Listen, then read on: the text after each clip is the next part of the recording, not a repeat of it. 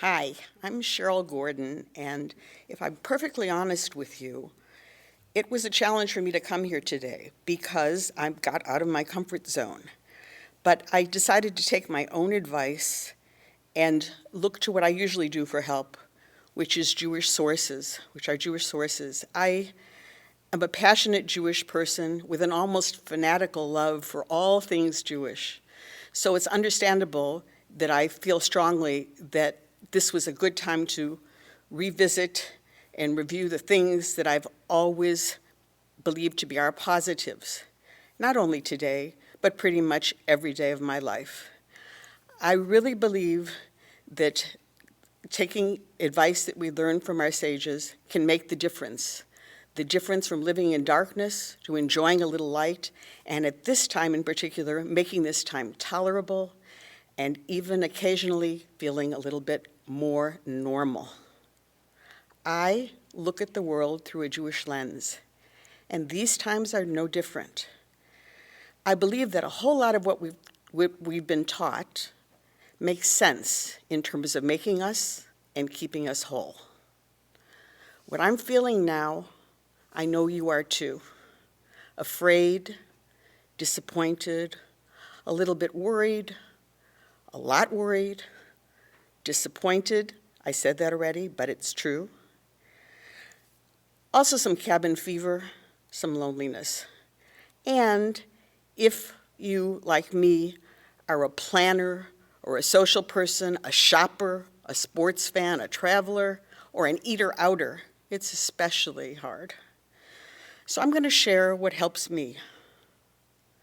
What I'm going to say comes from many sources.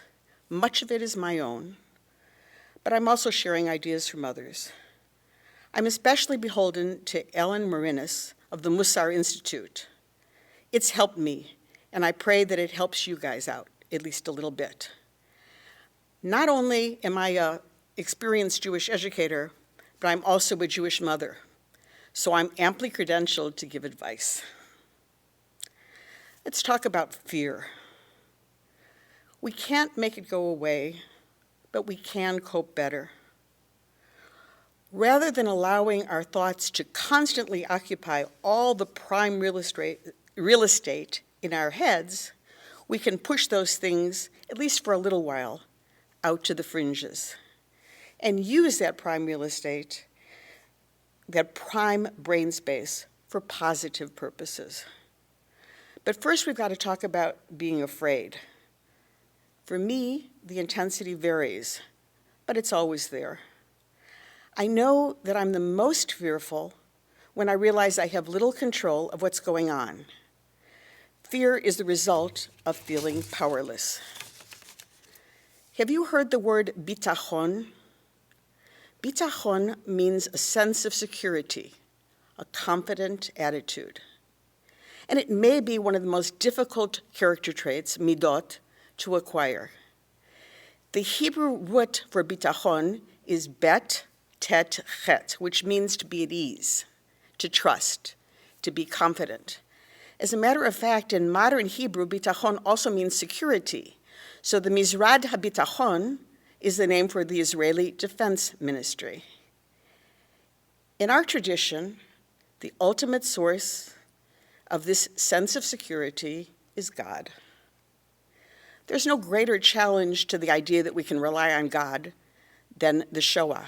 However, bitachon was also a challenge in biblical times, when Jewish society was more readily acceptable of the idea of an all-powerful God.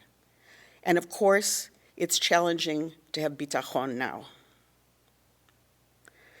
There's a very practical lesson from Torah that Rabbi David Jaffe calls the manna test. So just days after the Israelites crossed the Red Sea, and after a profound amount of fetching, God provides manna, but he only allows the people to take exactly what they need and not to save any for the next day. If they do save it, it rots. So then the worry sets in. Will they have enough to eat? God said we'd have enough. Can we trust him? That is potentially dangerous because a feeling of fear can lead to violence and the worst aspects of our human behavior. If you think about it, that manna test was very carefully crafted. God could have just given every household the exact amount of manna it needed to fulfill its daily nutritional requirements. But no, people needed to work for their food by collecting the manna from the field, and it had limits. We need to recognize our capabilities to fully do what we can, but at the same time, we need to recognize that it's not all in our control. Even if in the past we believed, I got this, now we can't say that. We can't even know. And even if outcomes can't be predicted, the Jewish ethical practice we call Musa teaches us to do our best to return our hearts and our minds to an even keel. Now, how do we do that? I'm no expert. I have one idea that I share from Rabbi Zach Fredman, and he says, try to give language to your fears and try sharing those with a friend. It actually helps. It gives a small sense of control, even though it may be difficult. It's not easy to articulate, I'm afraid my parents are going to get sick or even die. I'm very afraid of my son going to work and getting sick there. I'm very afraid of how the world seems to be turning on the Jews. For some reason, it's still hard when you articulate, but it's even harder if the fears are nameless. So bitachon does not require that we have absolute trust in God. There's a continuum, and we each have to locate our own souls on that continuum. Some people move through life with an unshakable belief in God's protection. Others are much more anxious, and worry fills their days. Neither extreme is good. Wherever you are on this continuum, working on bitachon means moving towards balancing trust with taking initiative when it's appropriate. I'm going to ask you to take a sec and think about that. Where are you on the continuum of trust and control? In answering this question for yourself, you can gain better self-awareness, and this awareness can be translated into power. We all know and believe with great certainty the highly authenticated, irrefutable, scientific fact that chicken soup cures many ills. Did you realize that that's not the only Jewish cure? There are some others out there. So what are some of the other chicken soup equivalent remedies? Well, one of them is the concept of shlemut. Shlemut is related to the word shalom, which we all know and is always or almost always translated as peace. Shlemut really means a sense of wholeness, both inside and out. The advice in terms of getting a bit of wholeness that I would share with you is to compartmentalize your immediate world from the broader one. And don't fret over what you can't impact. Limit your information and cut off negative talk when you can. Sometimes it means changing the subject. There's a concept that has a related word to it that I'm sure you've heard called Shalom Bayit, and it means peace in the home, but I believe that it extends far broader than that. Shalom Bayit essentially means that sometimes peace is a better path than winning an argument. You don't always have to win. If something's petty, let it go. But by using your brains, your bodies, and your hearts with intentionality at this time, you can also make others feel whole, and you can complete yourself. That's shlemut.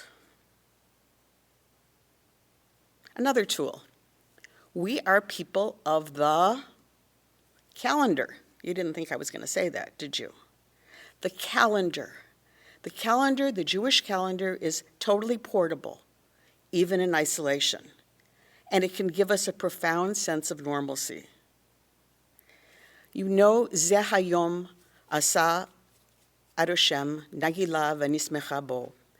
This is a day that the Lord has made. Let's rejoice and be happy in it. Every day on that calendar is special. Wear something that makes you happy. Do something that you need to complete and sustain yourself. Wear colors. I have a crazy hat. I don't really care what you think. It makes me happy. And then there's the great gift of Shabbat. We often say that, but now we have to think what that really means and make it true for yourself and for others. Make Shabbat extra special in how you dress, how you eat, and how you connect. If you use tech on Shabbat, you can still be part of the davening.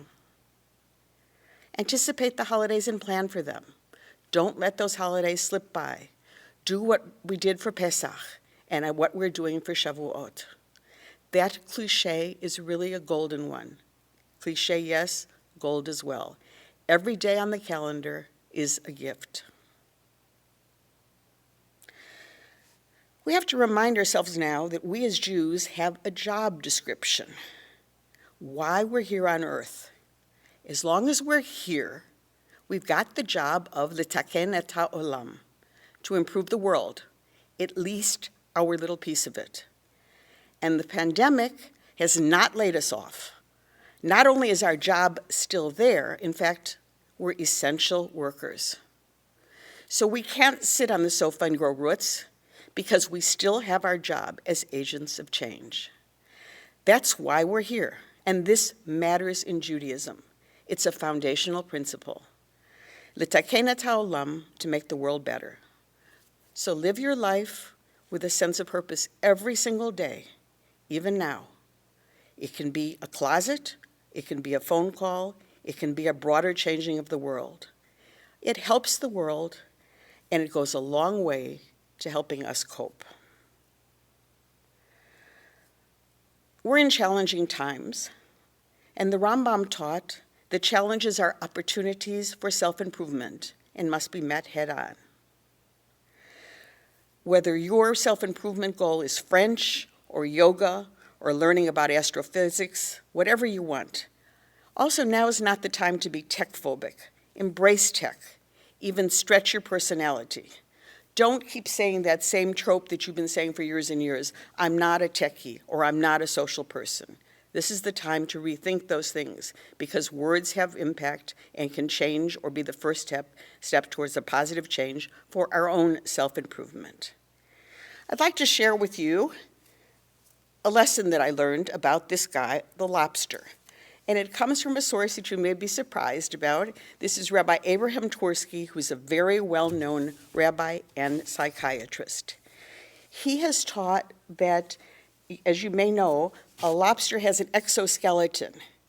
And when it's growing, it feels discomfort. It knows by that discomfort that it's growing. What does that tell us? That when we feel discomfort, frequently that could be a sign that we're getting out of our comfort zone, just like the lobster, and that we are growing as well. So sometimes making ourselves uncomfortable is a true positive. I'm going to go and say very frequently it is. If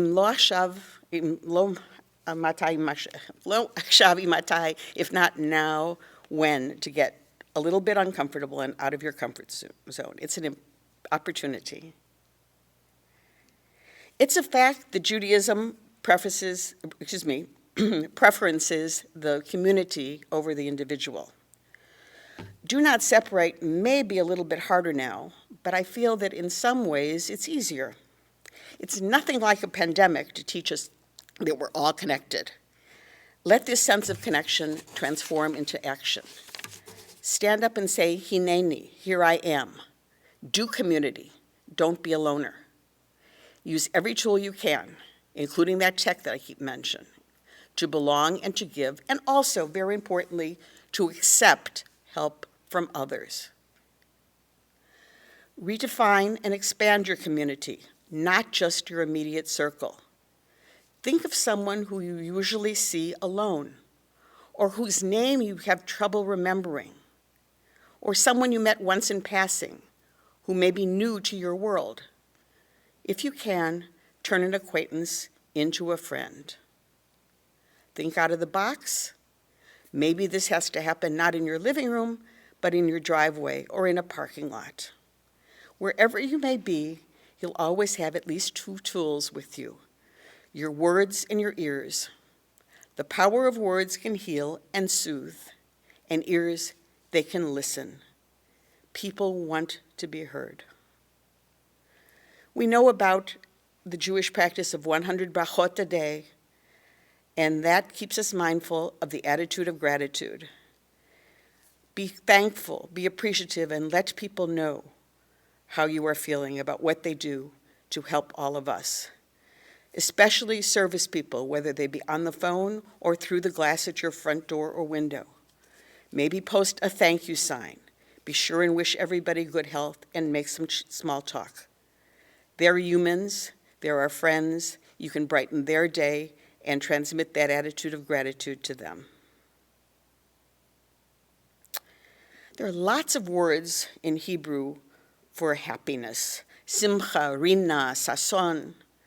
Make them more than words, make them experiences. A good word turns to joy. Drive by and wave, make a sign, tell a joke, drop a special secret, be a secret challah fairy before Shabbat and drop something like a challah or cookies or whatever by someone's door. Wear a weird hat, tell a joke. All of those things are, if you can, positives. I have one more suggestion, and I borrow it strongly from the Toronto Globe. And that is that when all else fails, I recommend cursing. It's actually a pretty Jewish thing. Verbal wit can serve as a safe outlet for repressed impulse, especially if you create those curses and keep them to yourself or only yell at the TV.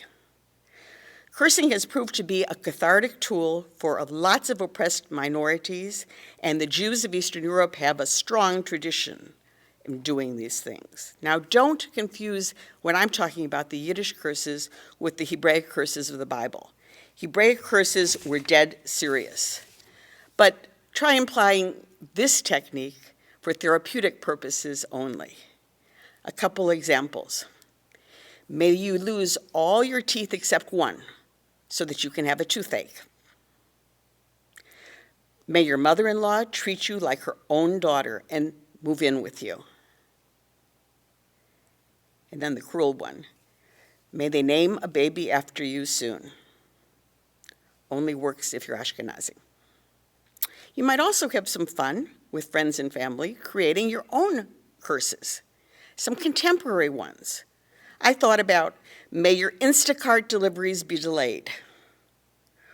Or may your tweets always be one character too long. May you forever live under the cloud of poor cell phone reception. You take it from there, see what you can come up with.